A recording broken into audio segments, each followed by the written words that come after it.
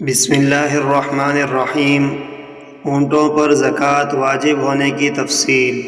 زکوٰۃ ضرور ادا کریں، اور اسی طرح جس شخص پر صدقہ میں 1 سال کی اونٹنی ہو تو اس سے یہی قبول کر لی جائے گی، لیکن صدقہ وصول کرنے والا اسے 20 درہم یا 2 بکریاں عطا کرے گا۔